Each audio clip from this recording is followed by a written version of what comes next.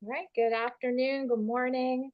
Welcome to Proactively Planning Your Exit. This is a panel conversation of a bunch of different peers and colleagues that I know to be trusted advisors on this topic. Our goal today is really to create a safe space to talk about, maybe you're just thinking about exiting your business, or you've been working on it a long time, or you've never thought about exiting your business. We want to give some next steps that you can take right now, if you're even considering this option, that you can put into motion as you close out the year and as you go into 2025. Um, I've found that a lot of the leaders and founders that I speak to, for the most part, we don't go into starting our businesses thinking that we're going to exit. It's not the motivating force. And so, for a lot of founders in particular, this is a really difficult thing to grapple with. And I also find there's not a lot of information out there for people as they're just sort of exploring this. So, today we're really going to talk about just the early stages if you're considering a sale and all the different changes and impacts politically, economically, technologically that are creating this learning curve for leaders. But before we get into the convo, I wanted to first introduce our panelists and let them share a quick overview of their knowledge. So, Jody, would you kick us off? Sure. I'm Jody Grundon. I started a company back in 2002 called Summit CPA Group. We created the concept virtual CFO services. You might have heard of that type of a service. We created that back in about 20 years ago. With that, also created a subscription-based billing model about the same time Netflix did. So with that, got rid of the billable hour for an accounting firm.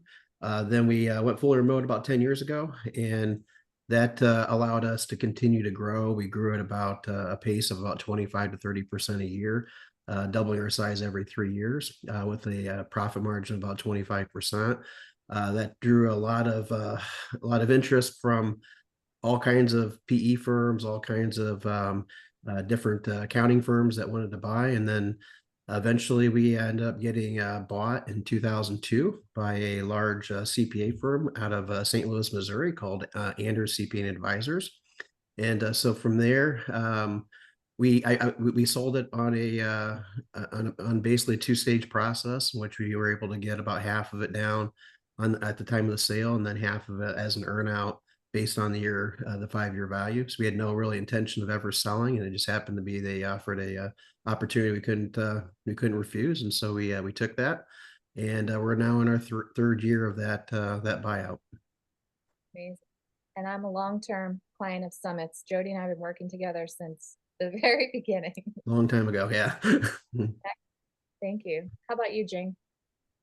My name is Jing Zhou. I'm a Pinnacle Business Guide and a certified exit planning advisor. And I came from a clinical background in behavioral health. So I own two businesses that provided applied behavior analysis, therapy, and educational services to children with autism or other special needs. So I grew my business for 20 years and successfully exited in 2019. And after I sold the business to a PE-backed platform or nationwide behavioral health company, so I stayed on for 2 years after that. So as a senior executive, and then until 2021. And I fully exited my previous operations and started Core Action Consulting and doing all the coaching. So I've walked in the shoes of the entrepreneurs and understand the challenges that they face. So in my own experience, so going from a clinician to an entrepreneur business owner, so it was quite a transition. And so now I provide strategic coaching and exit planning advisory to help businesses build value and not just focusing on income. And we're focusing on building value, growth, specifically in the behavioral health autism treatment industry. So I'm kind of more focusing on a niche market. So even though the advice and the skills and knowledge is applicable to all industries, but my specialty is more in a specific sector. I also do some merger and acquisition work with my partner to help these businesses exit. So when the time is right, they're ready to exit. So we help them go through that process. Well, thank you for having me here today. Super inspirational. Thank you for being here. Joel and then Rufus. Yeah, my name is Joel Duran. I own a company called Duran Advisors. We are M&A advisors and exit planners. So I'm a certified exit. I have a series of certifications. I won't bore you with them, but throughout M&A, value growth, and exit planning. So I sit on the board for the International Exit Planning Association and the Education Committee and the Outreach Committee. So we're very focused on the exit planning process. So we do a lot of work with valuations and establishing an initial exit plan. And then we execute that exit plan, whether it's an inside transfer or an outside transfer. Where are you out of, Joel? I'm out of New Orleans, Louisiana. And that's Rufus is in New Orleans also. Correct. Yeah, Rufus and I have done a lot of work together. All right, Rufus. Thanks, Emily. Thanks for having me on. Rufus Crescent. I'm a certified financial planner. So I've been doing this for about 28 years. And my business, personally, in my business, I've pivoted what I do within my company to work more with entrepreneurs because I saw there's a real gap in the marketplace when it comes to financial planning and financial advisors, that you have to have a certain amount of money to invest with a financial advisor to work with them. But there was these business owners, real estate investors, people just had their money tied up in their companies that they didn't have access to financial planners. So I'm the kind of financial planner that somebody doesn't necessarily have to bring a lot of money to work with them. I do fee for advice, and I help people make smart financial decisions and how to make smart decisions in investing in their companies. I'm also an certified exit planner as well. And we really look at exit planning as really kind of a paradigm shift, a mind shift that doesn't necessarily say that you have to sell your business, but you have to start thinking that way. At some point, your business is going to be sold. I'll steal a line from Fight Club. It's on a long enough timeline, everybody's life expectancy drops to zero. So at some point, your business will be sold. It's going to either be in your control or it's not going to be in your control. So you have to make every decision in your business as if you're going to keep it forever, but also try to make every decision in your business as if you're going to sell tomorrow, because it's really the same exact mindset. Growing to sell, looking at that enterprise value is often the most neglected way that business owners get paid, but it's probably the most important way that they get paid. Well, to close us out, I'm Emily Morgan. I'm the founder of Delegate Solutions. We are fractional admin, and our sort of seat in all of this conversation is to help drive lower owner involvement and get them out of seats. So administratively, if they're overwhelmed, it makes the business harder to sell if it's totally reliant on the leader. So we're here to help on the administrative side. But to get us going, the format today, there were a bunch of questions submitted. I've factored those into the questions that I'm going to ask. This is being recorded, so some of you will be watching this as a recording. But I wanted to, if you have questions as you go ahead and drop them in. We'll try and get to them. But I wanted to kick us off just by focusing on today, right? It's December 5th. People are thinking about closing out their books for the year. If they're even thinking about going into an exit or a sale, what adjustments or activities do they need to make to the books, to their mindset, to their strategy to set them up for success in 2025 or onward? So Jody, I'm going to start with you since tax is your world. That's a great question. So the way that we approached it, and I'll kind of give you from our standpoint, is that we wanted to make sure that our prior 3 years showed significant growth, significant profit, and that was super important to us. So any decision that we made, we wanted to make sure, hey, how is that impacting our bottom line?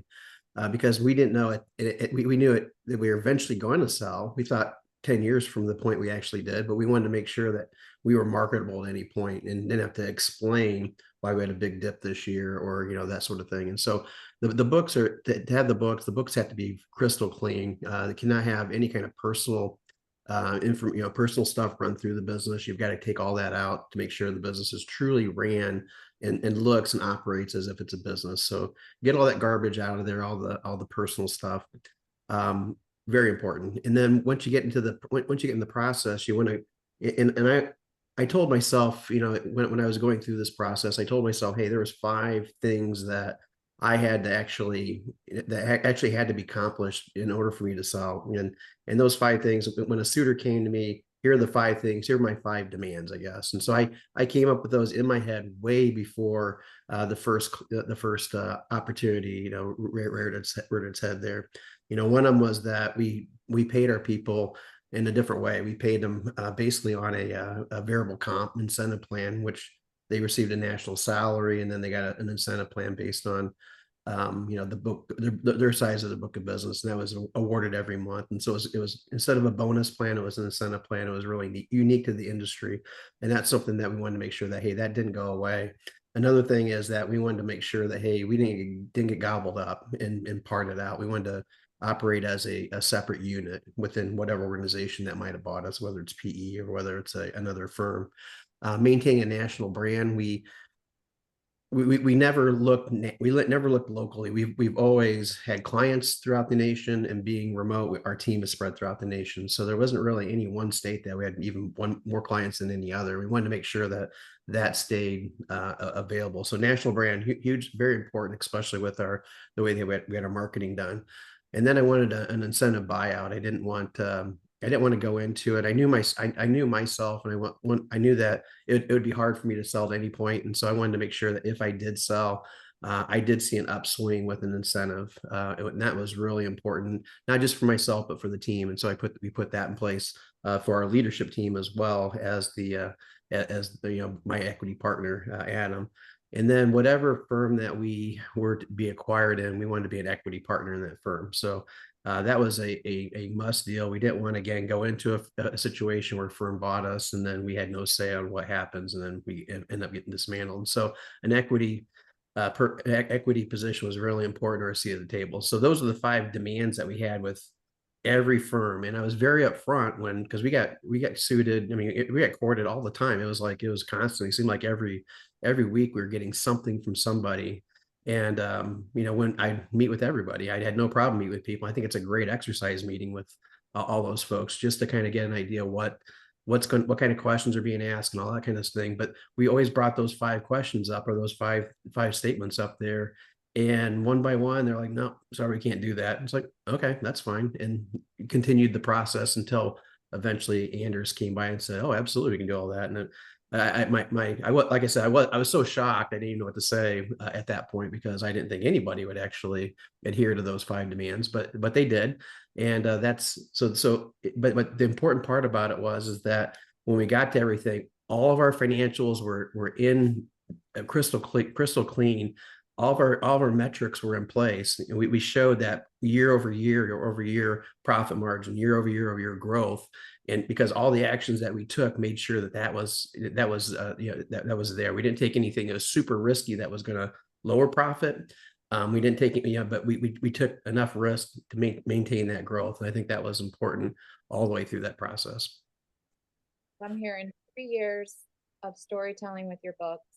What do you do with all of your personal expenses that you would normally run through? Are you saying you pulled them out for those 3 years? Yeah, you take them out. You start taking them out, and you don't put anything in. So you're planning today. Like we didn't know when we were going to get bought, and so today is the day to actually start. So hey, no more personal stuff run through the business.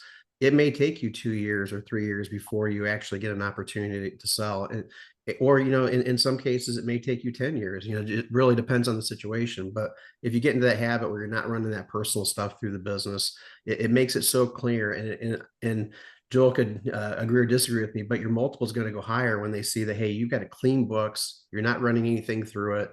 It's a true story that the acquirer isn't going to question every single thing that you have, every single purchase that you have, because they're seeing all these weird things. You're running, different things through the business, vacations and that sort of thing. Just don't do it now. Start now, and then, and then hopefully gradually that, you'll eventually, move far enough away that they're not going to look back in, 4 or 5 years and question things like that. And Jody has, I don't know if you've released this yet, but he has a whole pamphlet on his M&A deal and how, Yeah. I don't know if it's shareable yet, but it was really. Oh yeah, actually I've got it. I can send a link. I've got it. It's actually right in front of me. It's kind of funny you Nice. ask.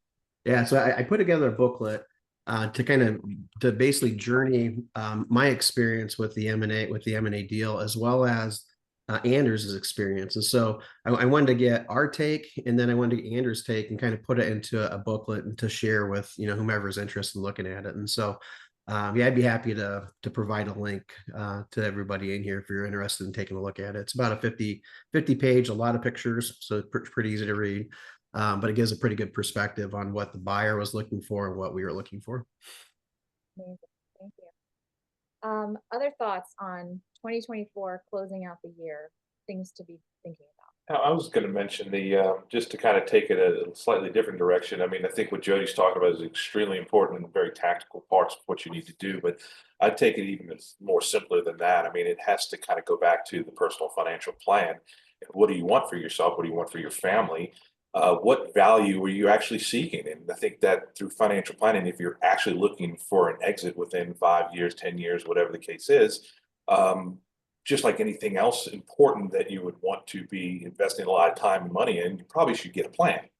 So if you just have this arbitrary number just floating around in your head that, hey, if I ever get to this multiplier or this value, then I'm looking at potentially selling, like, well, what does that mean? Does that mean you're running out of money at 85? Or you're running out of money at 75? I mean, if it's not the right amount, then why would you consider selling? So you have to have a target that you can see. And that's really why I kind of pivoted the way I did, is because these business owners needed financial planning just as much as everybody else. And so I'm showing them the reality that here's that value gap, here's that equity gap that needs to be filled. Either you can save a lot of money like most people do, or you can fill it with the value of your business. And let's figure out what the net value has to be even after taxes and the right sales structure. So it gives them more of a target that they can see. Other than that, you're kind of just flying blind. You're going in the right direction, hopefully, but don't you need to tie that down? It's probably important to get a little bit more strategic in determining where you are and where you want to go. And I think that's where you are is probably the most important part. And I think Joel, his business is the linchpin for so many of these people on this call, is that they're flying blind. They don't know what their company's worth. They may have a general idea, but once you hire an expert to look at your company and say, it's worth this, and here's why, here's what's keeping it from being worth this, then they can go back to someone like you, Emily, or you, Jody, and basically, or even you, Jane, to say, here, can you help me fix these things in my business to make it more valuable? Because I'm trying to get to this value. I'm stuck here. So I think that's where, as we look at the new year, just look at it as, okay, let's start the new year right, but with the clarity of a financial plan and where we are. Yeah. And I'm sorry, go ahead. I'm going to piggyback off on what Rufus said. So, because I've talked to a lot of business owners that are talking about exiting. So, one of the questions I usually ask is like, do you have a number in mind? So, what is the number that you're going to exit at? 90% of the time, they say, no, I don't know what number I need. So then usually our recommendation is, well, we have to bring in a financial wealth manager, advisor. So that way you can discuss your financial goals to figure out, and first, what do you want to do? So what is your personal plan? What do you want to do after you exit your business?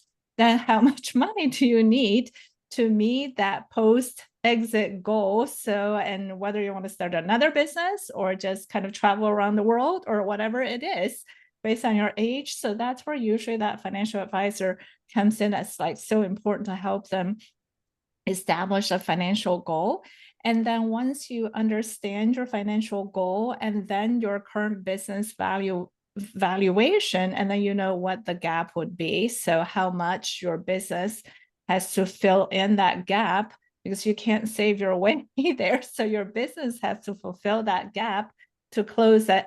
So, and where I usually come in as a business guide, so it's to help them build that value in their business to get to the point so that they can exit with that valuation. So in terms of value growth, so I want to kind of share a little bit about my own experience. So when I started my business, the first few years, so I was just working so hard, long hours. So, but I felt stuck at some point. It's like, okay, I didn't have any more time to give into the business. How should I grow to the next level? So then I started meeting with other advisors and coaches and joined a CEO roundtable group. And then the facilitator so met with me the first time and said, well, you have a lifestyle business. That was actually the first time I even heard of the word lifestyle business. I said, what is a lifestyle business? And then I understood. So that means the business was highly dependent on me. So I was the one that making everything go around. So even though I had a team, but my team was just kind of like not taking on the essential business functions and owning them. So then that was a big mindset shift. So my business has to be independent of me. So that's when I started implement business operating system. So after a period of time, we created the leadership team. So created accountability in the business, KPIs and measurement scorecards of the business, had rhythm. So we had our strategic planning time, so meetings quarterly. So, and then we also had our weekly tactical meetings to solve problems. So that's when I really felt like I was able to be freed up. So from the business and had the freedom to work on the business instead of in the business. So that significantly transformed the business from a lifestyle business to a value creating business. So which really helped significantly down the road in the sale process in terms of the valuation of the business. So because the business was no longer dependent on me. Speaking of 2025, so some of the things for business owners to think about. So usually it's like, okay, establish some goals. So the exit planning is a integration of your personal goals, financial goals, and your business goals. So think about your financial goal. Where do we want to go? And then your personal goal and then business goal, and then take a look at your business. So what are some of the risks in the business? So because higher the risk, the lower the valuation, the lower the multiple. So, and the first step is to look at the risks to mitigate those risks. Do I have customer concentration? Do I have like valuation or revenue tied to one or two specific suppliers? So what are some of those risks? So I work with some of my clients in this healthcare industry. Some of clients there, 90% of their revenue came from one particular funder or insurance. So that is a big risk. So that's something for people to think about. So the second thing is to think about, is my business dependent on me? What would happen if I'm not involved in the daily operations of the business? So if owners say, well, I can take a vacation for a week or 2 weeks, so there's a problem. So you have to think about, how do I build team in my business, empower my team, and set up structures so that way the business is not dependent on me. So which Emily's team, so, and your expertise is great at teaching people how to delegate. So that is the biggest challenge so that I see in business owners. So it's very hard for them to let go and to delegate. So they're the superheroes in their business. Superheroes are not scalable. So, and those are just the things that I would say they start thinking about. So in terms of for business value, how to grow value. Yeah, and I would say that, Rufus and I have worked together a lot in the past because as exit planners, the start of the exit planning process is, and exit planning is really just good business practices, right? The start of that exit planning process is evaluation to know where the company is in terms of value, and a financial plan in order to know where the owner is in terms of their personal wealth. And then one of the things that we do to help owners is we have a valuation tool that we use. You've heard several of these people talk about how they sold their companies to private equity. Well, that's great. But how do you get from owner operator to multi-employee business to sell to private equity? Well, we use a valuation tool called the Value Opportunity Profile.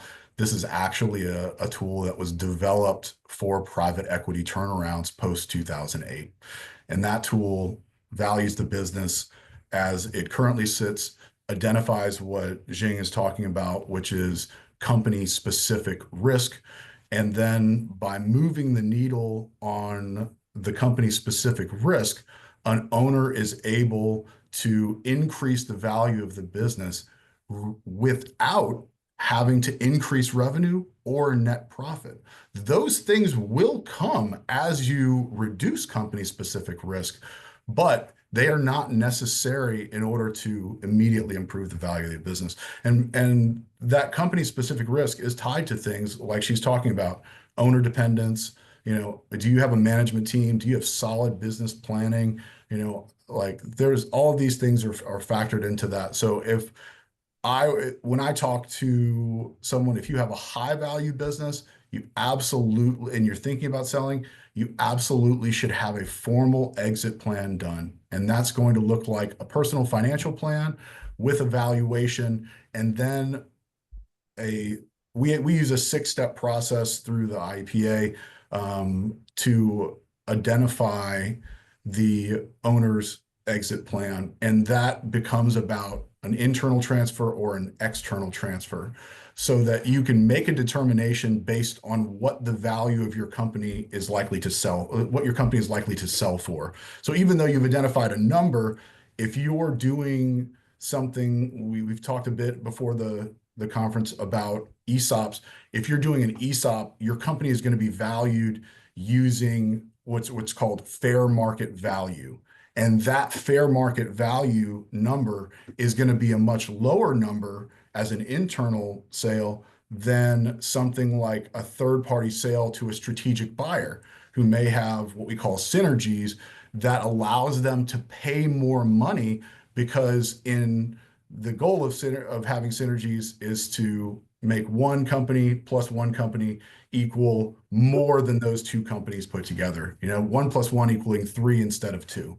So my advice to anyone who's looking to take that first step into the new year is to, if you're a very small business, just have a valuation done, but have a high quality valuation that gives you some action points so that you can go to someone like Jody, you can go to someone like Jing and say, hey, I've identified this list of criteria that I need to improve upon. Can you help me work through this and improve the value of my company? And then you measure that. Rufus is the poster child for this. He measures the value of his company every year, and he can see the money that he's spending with people like Jing and with people like Jody to grow the business. He can actually see that improvement over time.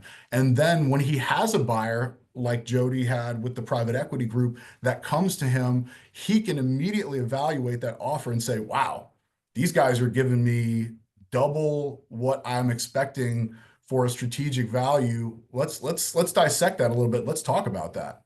Because that happens. But most of the time, people will entertain offers that maybe they shouldn't, or they are not really understanding of where they're positioned in the marketplace. So maybe they leave money on the table. And that's what I mean, Joel, when I say make smart investments in your company. It's not about giving me a big lump sum of cash and we buy it into the S&P 500 Vanguard fund that hopefully will get a 15% return on in a good year. It's about taking that same lump sum of money and hiring the experts that are on this panel that will get you a 10 times multiplier within potentially 1 or 2 years. That's a good measurable return on investment. That's smart money investing. And some people they want that for their business. Everybody wants that for their business. They just don't know how to do it. And that's where it usually takes someone to say, okay, that valuation will kind of put a spotlight on where you might want to invest some money and who you might want to hire as consultants and so on. So what I'm hearing is clean books, personal financial clarity. And I'm hearing, get evaluation done. And I'm hearing, go through the process to figure out where you can improve to get a higher multiple as the first thing that they should be thinking. What else from a changing political administration and technological advancements and things like that? What other things should people be thinking about for next year if they're contemplating a sale? Maybe even in the way they structure a deal, is there anything to consider there? To take a stab at that with the Republicans, the way that the Republicans manage the tax code, I think the capital gain structure is going to stay relatively the same, so it's not going to change a whole lot. So these next 4 years would be great timing, assuming that the Republicans are only going to be in for 4 years. Who knows what's going to happen after that? But you do know 4 years the tax code is going to probably stay the same. So I would say very favorable tax code in regard to selling a business in the next 4 years. That would come into play for a deal structure that they're creating. Mm-hmm. Yeah. Yeah, any capital gains deal structure. Yeah, because you're going to be taxed at capital gains rates. And so, yeah, so a deal structure should be perfect, like I said, for the near term. Nice. Other thoughts? Yeah, I mean, as far as politically, I mean, we kind of knew just from a standpoint of the way we look at political elections is it's kind of like going to your doctor. You know, in a political year, nobody wants to spend money because they don't know what policy changes are going to happen. So it's like going to the doctor and saying, you either want to hear good news or you want to hear bad news. What you don't want to hear from your doctor is I don't know, because you can't do anything with I don't know. So your companies are just on this hold mode until they can figure out, okay, good news, I know what to do. Bad news, I know where to pivot. I'm not spending money until I know which direction the country's going. And I agree a lot with what Jody's saying. You're going to see a lot of the same.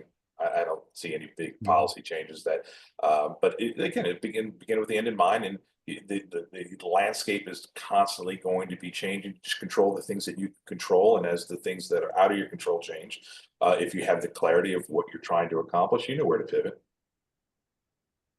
What kind of deal team should people be putting around themselves to go through this kind of process? And what would be the first person, in your opinion? This is all subjective, of course. Whose opinion? Oh, anybody? Okay, go ahead. Talked about you want your accountant, right, Jody? So they're kind of cleaning up your books, and you want your personal financial person. Who else is involved in that you want to put together as a team? Yeah, I would say that you should have a person that is running that exit process for you. So we're exit planners, but we're also M&A advisors, and those are two different things. Your M&A advisor is going to execute the transaction for you, but an exit planner is going to walk you through the process. They're going to help you to form that deal team, and more importantly, they're going to fill in gaps that you may not even realize that you have. And that's a big concern. It's oftentimes what I'm having to do with clients who have identified that they want to sell a business. Maybe they don't have a financial planner. And so you don't want to be at the 11th hour, have received a good offer, and then be trying to figure out what your personal financial picture is going to look like for the next 20 years, right? So I would say that a good place to start is with a financial planner and an exit planner, and then you can start that exit planning process with a high quality valuation, identify any gaps so that those can be addressed, and then fill in that deal team. And look, I'd just say that most people with money have financial advisors, but not everybody has financial planners. There is a difference, and it's probably smart to have someone that can speak the language of business as a planner that understands that. But I mean, I got to kick it back to Joel again. Is it's like, how do you know what your problem is? You can't start solving for something until you know what the problem is. Right. If you start going to individual specialists and say, "Hey, fix this," and they start offering solutions, I think they're potentially doing a disservice because they haven't truly understood what the problem is. What do you? It's like you ask an encyclopedia salesman if you need an encyclopedia. You got to say yes. If you don't ask a barber if you need a haircut, okay? So you got to go to someone that can put the spotlight on where the problem is. And I think so many of you listening are probably flying blind and have maybe some general ideas of what common sense would say the problem is. But what about the things that you don't know? What about the blind spots? And that's where the valuation is going to tell you where those. The things that you don't know is really where the magic is going to happen. Yeah. I would say exit planner is more like a generalist.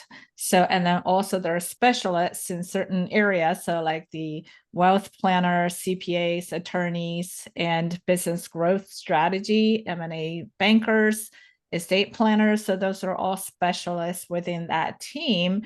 So for my role, I'm a CPA as a generalist, but then also I'm a specialist in the value growth advisor side. So as a strategic coach.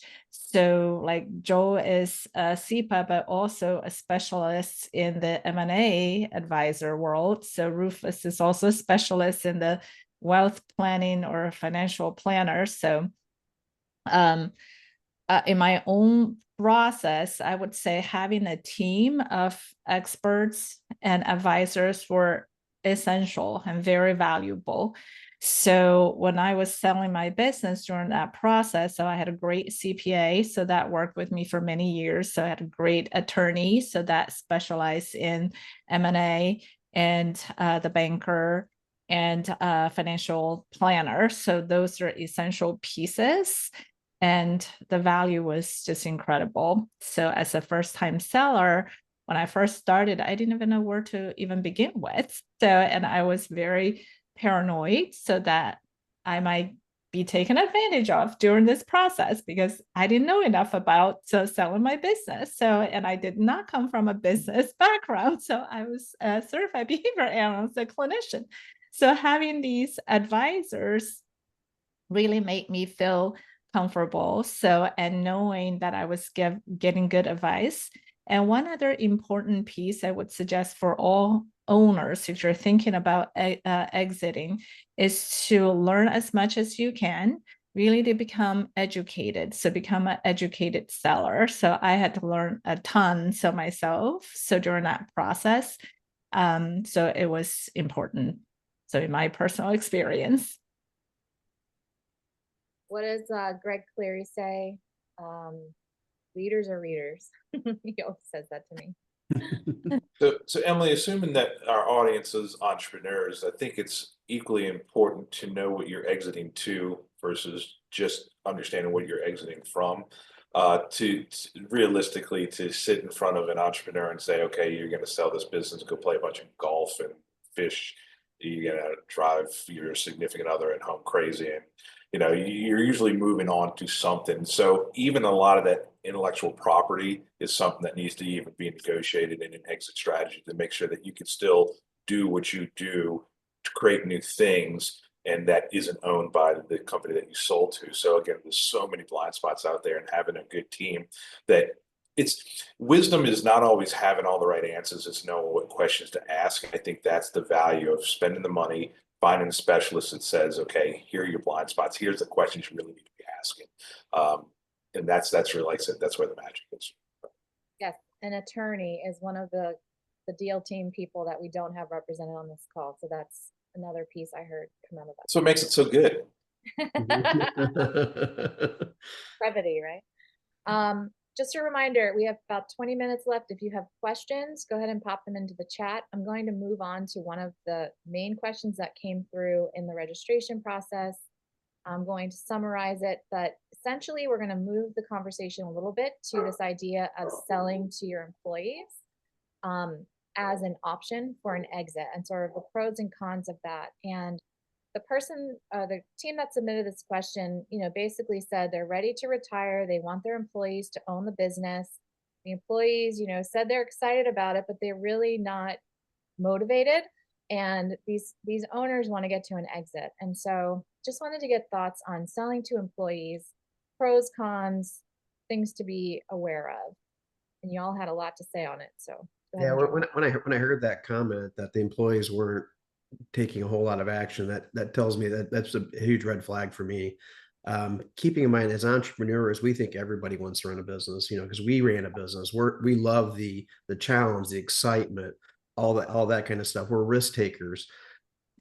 Most of your employees are the opposite. They're employees for a reason. They're employees because they're not risk takers. They're employees because they want a consistent paycheck. There's a huge dynamically different mentality from an entrepreneur and a typical employee. So be very cautious on the idea that you want to pass this down to your employees who are going to just love and embrace it. A lot of them might be scared to death that they have now the responsibility that you had. So I just caution that it's not for everybody, but there are circumstances that it is, and Joel, Rufus, and Jing will probably chime in on what those circumstances are. Yeah, I agree. Entrepreneurship is not for everyone. So, and I had employees in the past would see what I was doing. It's like, I would never want your job. Mhm. So I would never want to do what you do. So, and definitely you need to have strong management team within the employees so that they're really motivated. So to own the business, so the strong motivation, so they really want it. So, and then they get it, they get what it takes. So to be entrepreneurs and run the business. So, and then they have the skills to run the business and continue to grow the business and not drive it to the ground. I think there's two components there. I think, Jing, we talked about this a little earlier, was the scalability of do you own a job or do you own a system? And you can scale a system, and if you create a self-sustaining company is one side of the coin. So that's, you have great leadership in there. You have a great system. The business runs itself. Now, the other side of it, I think, is it a self-growing company? Can the company grow and thrive without you? Because if it can't, we know that either a business is growing or a business is dying. So to sell a company that can't grow, that you haven't put in the systems for it to grow, you're almost doing a disservice. You're setting them up to fail because you haven't developed those leaders. You haven't developed this company to be able to thrive without you. And you would probably be doing them a better service by giving them an equity stake, but also selling to a company that can take the company to the next level, next heights, which will create more opportunities for them to grow within a larger company versus a company that they're responsible for growing. Yeah. I know. Head, Joel, bring us home. Oh, no, I was continue, Emily. I was just comment on the way that, I've been in strategic coach for like at least 10 years now. And one of the ways that they teach us about this is that entrepreneurs live in a risk economy and employees live in a safety economy. And so I think that's where there might be friction in this plan. But that being said, people do employee-based exits, and there are different structures. And I think, Joel, you were going to talk about something that we've never heard of called Popeye or something like something funny like that. Yeah, look, as a deal maker, I have a ton of comments about internal transfers, and the main objections that I see with the owners that I work with are that the employees take forever. And I think that this is usually, in my experience, this is a symptom of most of the time not having the money. And then the other part of that being that since they don't have the money, they typically are trying to negotiate some sort of owner finance.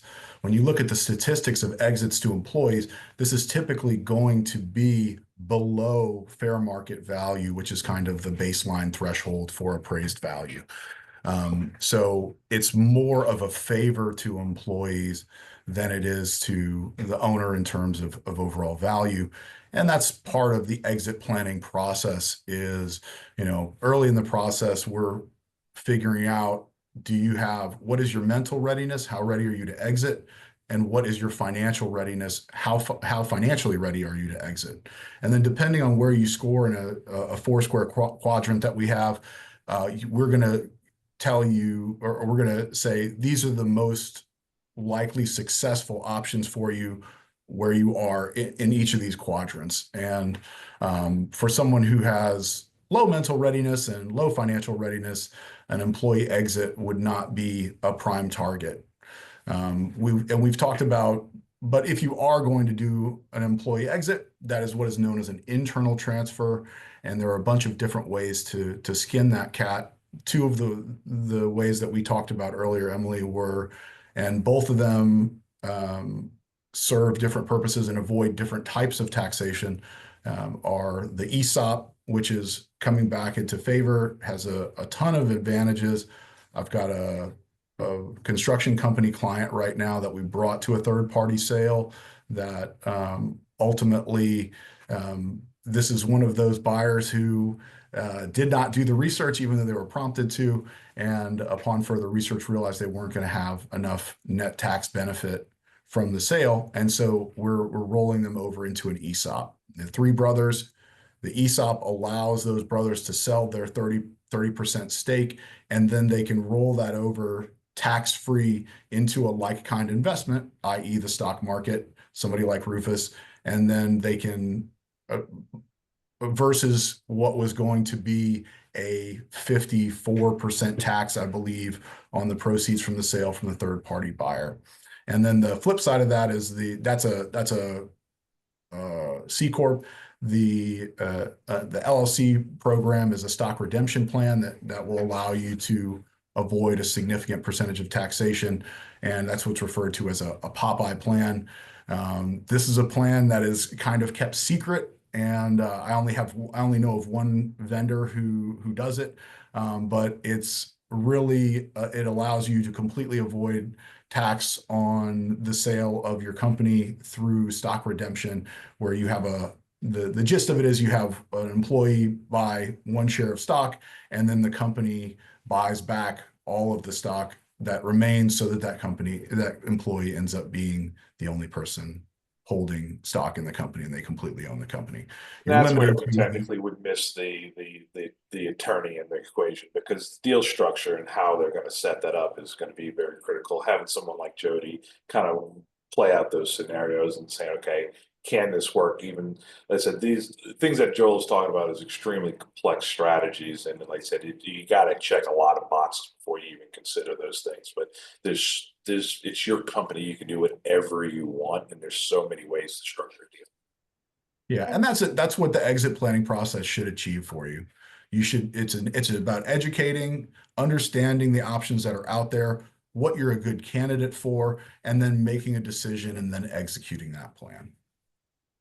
So for this person that had this conversation with their employees, what would the recommendation be to kind of restart that combo, either to end the combo or to ignite the combo? Like, just off the cuff, what would you guys recommend they do so that I get them a good answer? Depends on the timeline, I would say. I mean, it's so many different directions I would go. I mean, do we have people that have entrepreneurial tendencies? I think Gino wrote a really good book about entrepreneurs. Basically, either you are or you're not, and if you're not, don't try to be one. Was it Thrive, or which one I'm thinking of? I know what one you're talking about. Anyway, that's all come to me. But I think given enough timeline, yeah, I mean, that could be a smart way to invest your money back in your companies. The professional development of the people within their company to see if they have what it takes to be a leader, and that's really your job, is to develop other people that can develop other people. So, if you don't have that person, then you might want to go a different direction. I mean, I think the other part I would look at is you're also kind of negotiating in a pool of one. They have a term in negotiations called BATNA, the best alternative to the negotiated agreement, meaning you have to kind of establish a bottom line that is fair to you as the owner. So go out there and have these conversations with multiple suitors, see what your company is really worth to different people, and get the valuation, kind of get yourself and then some alternatives to consider that says, if I can't at least get up to this level, then it just doesn't make sense to sell to my employees. The other part is, if you're going to be the bank in this equation, with you're brokering the deal yourself with your employees, what risk are you taking on?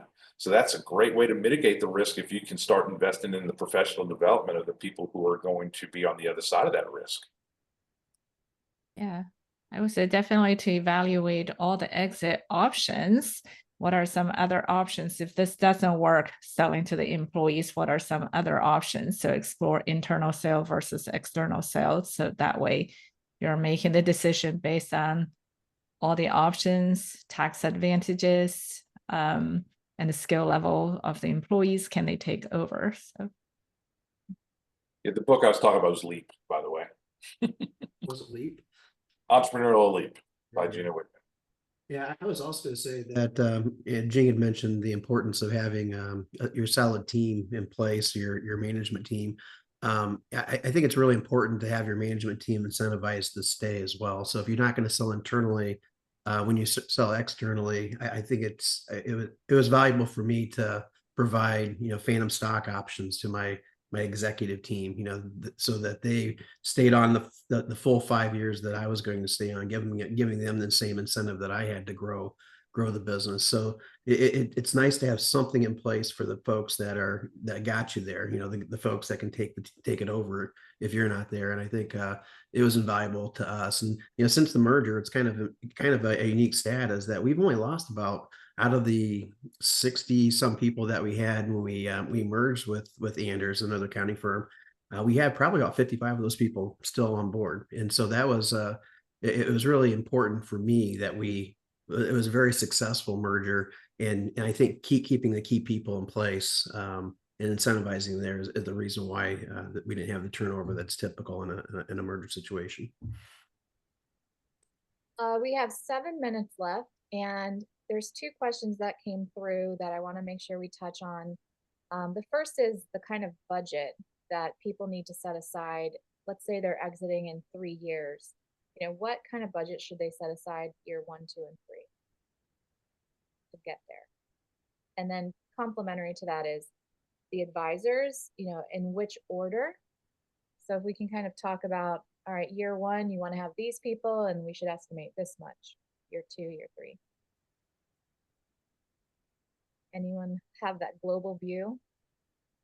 I have my biases, but I'll let y'all take that one. I would say in time sequence, definitely probably in year 1 in the beginning to talk to a SEPA. So kind of have an overall planning. So for exit plan. So, and then definitely that financial advisor would also come in the year 1. So that helps you to establish that financial goals. CPA. So in terms of your business, if your numbers are not, kind of like Jody talked about earlier about accounting. So, and your books are not clean. So CPA has to come in so to make sure your books are clean. And I would say, like, for investment bankers, so to start exploring, so have conversations. Usually talking to to like investment bankers. Well, Joe, you can tell me. So I don't think they charge for initial conversations, right? So until they start really representing you to sell the business, then they usually charge the success fee.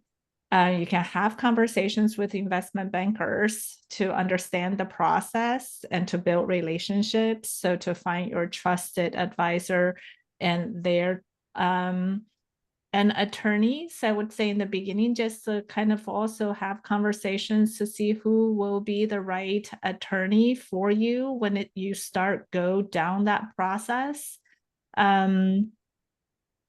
But start to talk to them. Who is the expertise in the M&A deal structures and things like that? What should people budget for a SEPA, to work with a SEPA, if that's really step 1? Ballpark.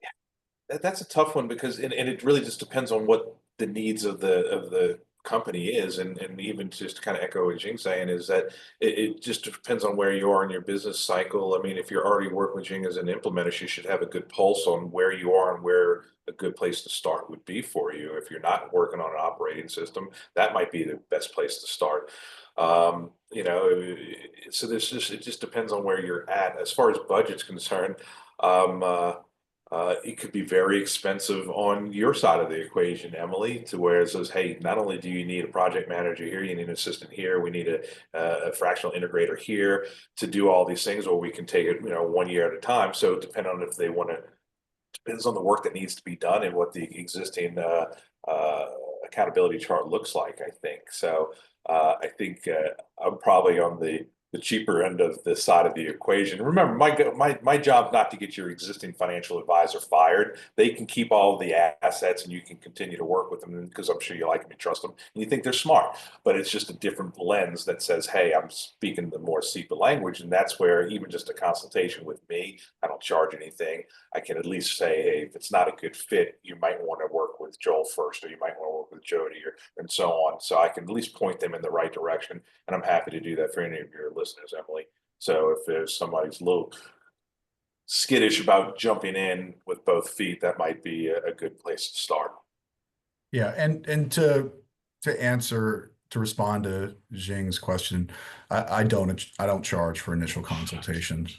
You know, the first step in our process as deal makers and business valuation experts is to just qualify what the goal is that we're trying to accomplish. And if it's something like a sale and we're several years out, you know, that process is usually going to start with evaluation. Where are we? Okay, if depending on the size of the business, we're going to recommend an exit plan, and then we're going to put together a financial plan. We're going to have a very complete picture from that, and then we're going to make recommendations if there's some kind of a value gap, you know. But I do That's also a good point, Joel. I was gonna, I forgot, I'm glad you mentioned that, because Joel, you even have that one of those other tools that's like a relatively fast assessment. It's, you know, it's the free one you do, but it's something that's our 15 to clients 30 are minutes. 0 to 150 million in revenue. So we have tools for very small businesses.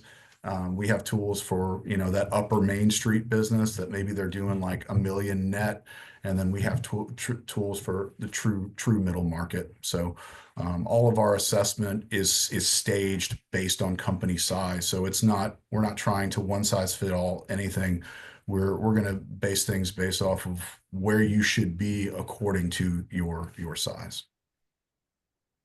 Sounds to me like SEPA conversation is step one. Yeah, I'd say having conversations with all the advisors in year one is important. So some may do more heavy work down the road, but having conversations to understand the bigger plan in year one is important. So like the tax planning. So there are things you may have to do ahead of time in terms of setting up certain structures or setting up trusts or things like that to own your business before selling. So it's important to have those conversations early on. So rather than later on, oh, I didn't know about this. And if you're planning on selling in the next year, well, let me give you something that you absolutely should not do. You absolutely should not run the profitability of your business down as a way to evade taxes, because I have seen so many deals lost like that because they got great advice from someone who was helping them save money on taxes, but that money that they saved on taxes, they lost a multiplier of, you know, X amount. So that's my M&A tip for the day. Love that. I have another tip, M&A, do not do off the market deals. Okay. So, and a lot of owners I talk to, so they say they are approached by a lot of buyers. So sometimes you just kind of talk to them and then not really using a broker or investment banker and then go ahead and move forward. A lot of times I've seen those, they don't end up closing and then they really don't understand the process. So the value of having a banker is to really help you create that competitive environment. So, and to get you the highest value. So, because the bankers are really good at doing that. and I'll help you manage the deal structure and the whole process and due diligence and everything down to close and just kind of move the process along. So I can't speak highly enough about the value of a investment banker brought into the process. So I can't imagine I would just do a deal with a buyer just myself. It's like going to court without an attorney.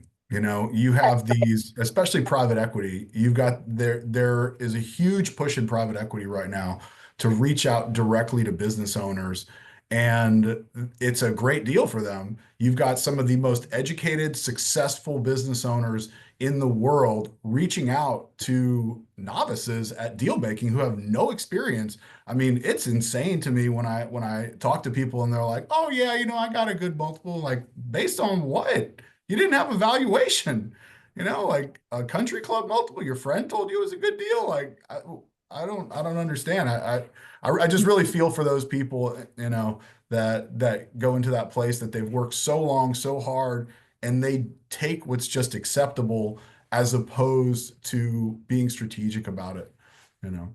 Yeah, don't look at it as cost, just look at it as an investment. That's the easier way, because when you look at it as an investment, you start looking for the return on that investment, and you can start quantifying the decisions that you're making versus expenses are just this big black hole. So as far as what's the cost of doing this, look at it, what is my investment doing? This is probably the better way to ask that question. And we're over, but I want to get Wendy's question answered. Is there a ballpark percentage of revenue that, you know, if you're going to hire a SEPA, like if so she can plan for her forecast next year, should she insert some kind of number into her budget to get this initial help to work with a SEPA? Like a flat fee? Is it based on revenue? I think we're just trying to understand as a buyer of a SEPA service. Yeah, your evaluation should be a flat fee, and a exit plan, a certified exit plan should be a flat fee. You Yeah, know? mine's mostly flat fee. Others would be more subscription, like Jody's. Like I said, Jody's can be on the very high end. You can be on the low end. It's depending on what you need them for. I've seen Jody's price model. It's very fair, but it's also very, you know, very comprehensive if you need comprehensive. So Yeah, so CPAS work either as kind of like advisor overall, or could be value advisor, help you grow the value. So I'm more on the value advisor end. So my clients, they are working with me in growing their business value. So, and I bring in all the CPA knowledge in there. So my rates are based on a monthly fee model because we're going through this value acceleration process for 1.5 to 2 years. So sometimes, and regardless if you're having an exit in the next couple of years or just good to grow your business, so that way you're exit ready anytime, so you can exit on your own term. So it's a business strategy. So in my case, it's really a monthly fee model. So that depends on the size of the business. And so it could be anywhere $3,000-4,000 a month to $5,000-6,000 a month. So it depends on the size of the business and the team that I'm advising and coaching with. yeah, and I don't want to paint myself too much in a corner, but from an expectation standpoint, because I'm not the one that's doing the heavy lifting like Jing and Jody and Joel are going to be doing. I'm just doing the analytical work that says, here's spotlight where you are, and there's advice that goes with it, but I'm not doing the actual work that's getting the work done. All the other people on here. So, you know, without painting myself too much in the corner, I would say budget 5,000. It might be more, it might be less, just depending on the complexity of your company. So, I mean, I'm like I said, I'm It's all on the going to be lower end of the scaled. side of things. Yeah, it's all going to be scaled based on how big and complicated the engagement is, you know, from exit planning to business valuation. Well, we could talk about this for hours apparently, because there's so much to unpack, and I really appreciate everybody's time coming today, sharing your insights.